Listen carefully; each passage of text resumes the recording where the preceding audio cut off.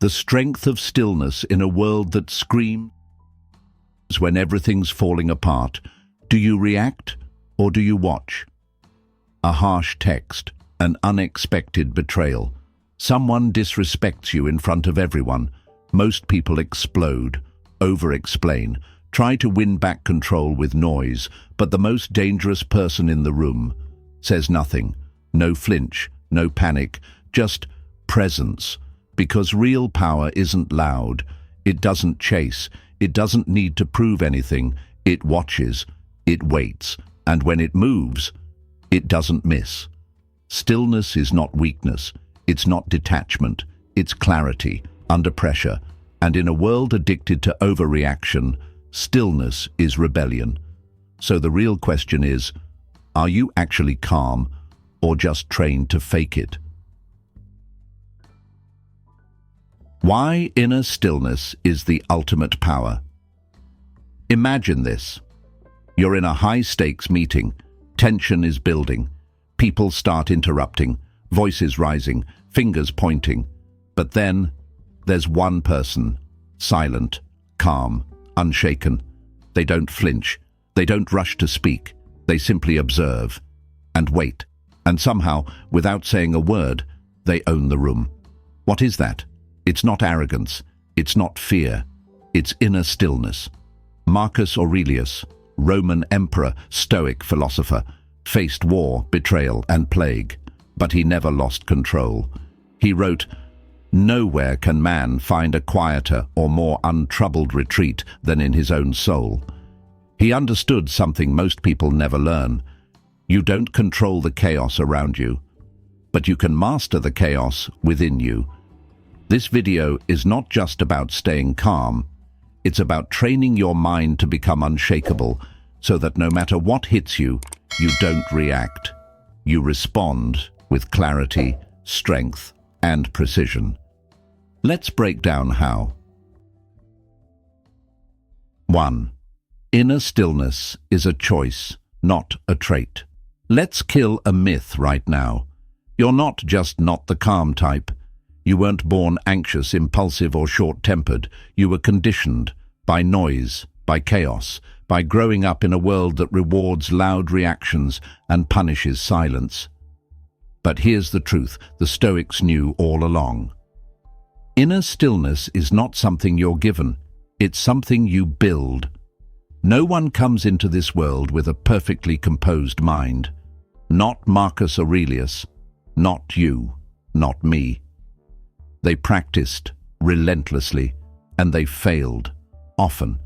But every time they chose not to lash out, every time they paused instead of reacting, they carved out space. A quiet space inside themselves that couldn't be touched by the outside world. Let me paint you a picture. You're scrolling through your phone, and you see a message that punches you in the gut. Someone took a shot at you, publicly. Your chest tightens. Your pride lights up. You feel the surge, that rush to respond, to defend, to fire back. But what if, just this once, you didn't? What if you paused? 3 seconds, that's all. Long enough to notice your heartbeat, long enough to breathe, long enough to ask yourself, what outcome do I really want here? This is the power of the 3-second pause. It's not weakness. It's not passivity. It's proof that you own your mind when everyone else lets theirs get hijacked. Because here's the real danger. It's not what people say that controls you. It's how quickly you abandon yourself to respond. The man who can pause chooses. The man who cannot is just a puppet pulled by every emotion in the room. So no, stillness isn't a personality type. It's a daily decision. One that you remake in every high-pressure moment, every conversation, every pause. And the more you choose it, the more it becomes who you are. You don't wait for calm to find you.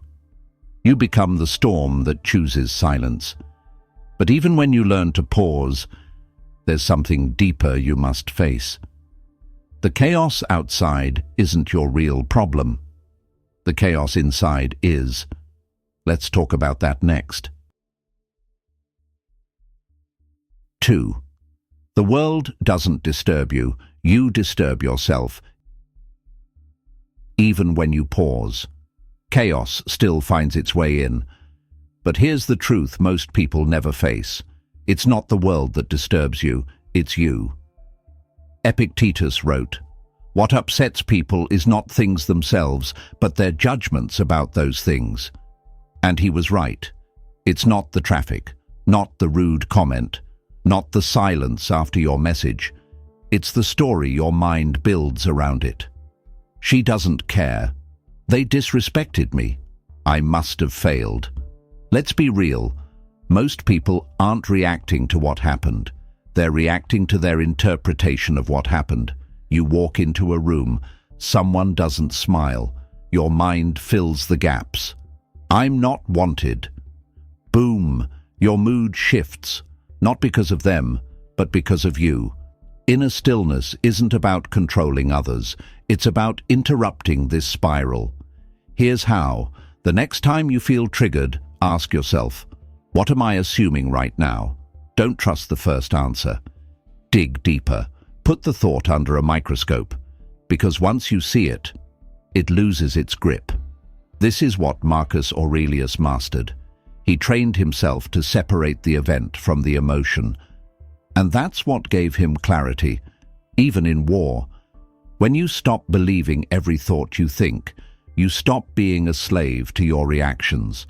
And once you realize that, you'll discover something even more powerful, the ability to not react at all. Let's go there. 3. No reaction is a power move. Most people think silence is weakness. They think if you don't respond, you've lost. That if you don't fire back, you're being disrespected. But that's the mindset of someone who's easily baited. Someone who hasn't yet tasted the quiet weight of real power. Because real power doesn't flinch, it doesn't justify, and it definitely doesn't perform for approval. It just is.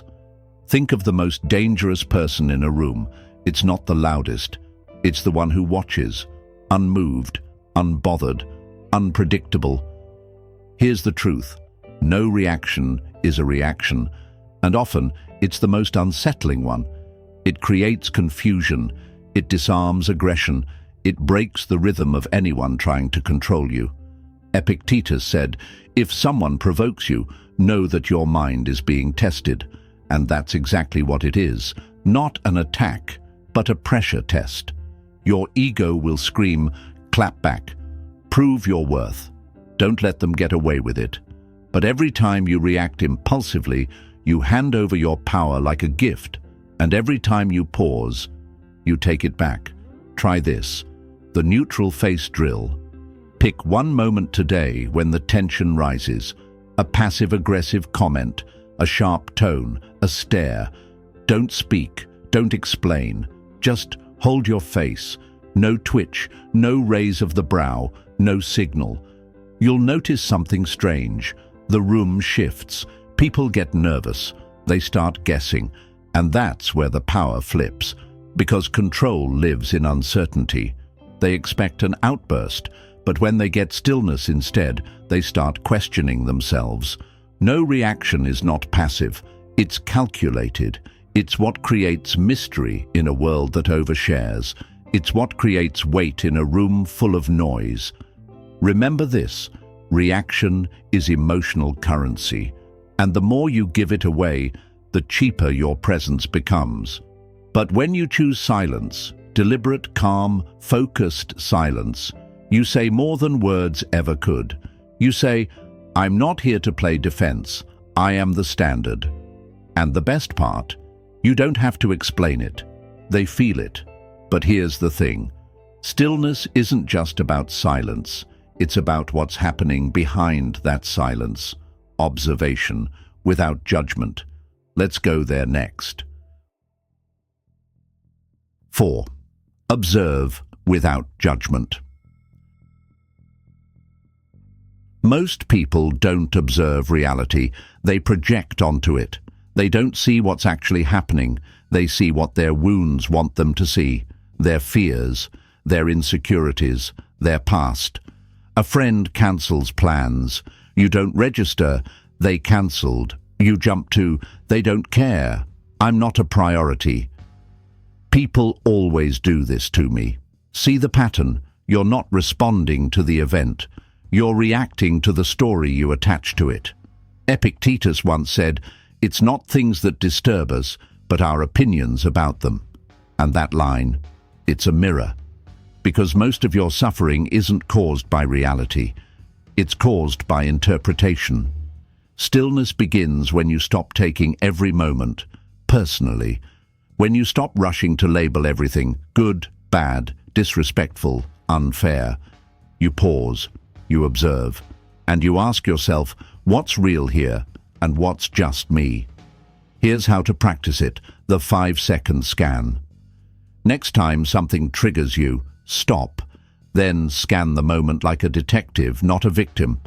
What did they actually say? What did they actually do? What's fact and what's fear? Strip the emotion, strip the assumptions. What you'll be left with is clarity. And clarity is power. It helps you stay grounded when others spiral. It keeps you centered when people overreact. Because when you stop judging everything so fast, you start seeing people, not projections. You start making decisions, not reflexes. This is how Marcus Aurelius led without panic. He didn't jump to conclusions. He paused long enough to see what was true, and that made him unshakable in a world built on chaos. So remember, judgment is a reflex, observation is a skill, and once you sharpen that skill, you no longer take everything as an attack. You take it as data, but even that clarity won't protect you unless you learn how to wield it with silence. Let's talk about how to weaponize your stillness next. 5. Silence is a weapon. In a world addicted to noise, silence is unsettling, threatening even. People expect instant replies. They expect emotions on display. They expect you to explain, defend, justify. So when you stay silent, they get uncomfortable. And that discomfort is power. Here's the truth. Silence is not absence. It's presence under control. Think about the most dangerous people you've seen in movies or real life. They don't overtalk. They don't over-explain. They let the room come to them. Why? Because when you stop reacting, everyone else has to start guessing. And the moment they start guessing, you've taken control of the narrative. Here's a practical challenge. Try the strategic silence drill once a day. In a heated conversation, don't respond right away. Let there be space. Let their words hang in the air. Observe what happens. Chances are, they'll reveal more than they meant to. They'll scramble to fill the silence. They'll shift their tone. Because silence shifts the balance of power. It signals that you are in control, not just of your words, but of your energy. And once you master that restraint, you no longer play defense. You set the tempo. Remember, the loudest one in the room isn't the strongest. The quietest one is the one everyone's watching. But silence isn't just about withholding words. It's about sharpening the mind behind them. And when your stillness meets precision, that's when you become unstoppable. Let's close with that. 6. Stillness sharpens your mind. Stillness isn't just about calm. It's about clarity. And clarity is lethal.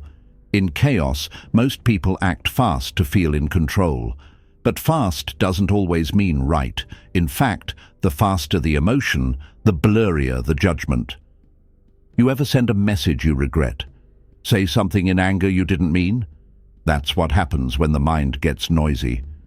But stillness, true stillness, gives you time to see things as they are, not as your emotions paint them. Marcus Aurelius wasn't calm for the sake of calm. He was calm so he could lead with clarity, even during plague, war, betrayal. He wrote meditations not in comfort, but in the middle of a military campaign. While men screamed around him, he wrote about virtue, discipline, and control. Why? Because stillness sharpens. It filters out noise. It slows time down just enough for you to choose the right move, not just the fast one. Here's a simple practice. Before any important decision, pause for 3 minutes of stillness. No talking, no reacting, just breathing and writing. Ask yourself, what outcome do I want? What emotion is clouding my thinking? What does the wiser version of me say? That's it. Simple, but powerful. Because when your mind is still, you see through manipulation, you see through chaos, and most importantly, you see yourself clearly. So now that you've built stillness, how do you use it to control any situation, even under pressure? Let's wrap this up. Let the world spin. You stay still. Let's bring it all together. You've been taught your whole life to respond, to defend, to react, to prove. But power doesn't live in reaction. It lives in restraint, in choosing when to speak, when to move, when to act with intention instead of impulse. That's the essence of inner stillness. And here's what you now know. Stillness is not something you're born with. It's a discipline. The world doesn't disturb you. Your thoughts do. Choosing no reaction is not weakness. It's control. Observation without judgment makes you clearer than 99% of people. Strategic silence shifts power back in your hands. And stillness isn't passive. It's what sharpens your mind into a weapon. This is the Stoic advantage. While others fight storms on the outside, you master the one within. And when that storm is quiet, you become the calm in the chaos. The one who doesn't flinch. The one who doesn't chase. The one who leads without needing to shout. The closer you move toward stillness, the more power you quietly radiate. If you found power in stillness, wait until you learn how to use it in public, to control social situations, manage difficult people, and disarm manipulators. Watch the next video. Stoicism for high-stress situations. Stay calm, stay sharp. This is where it gets surgical.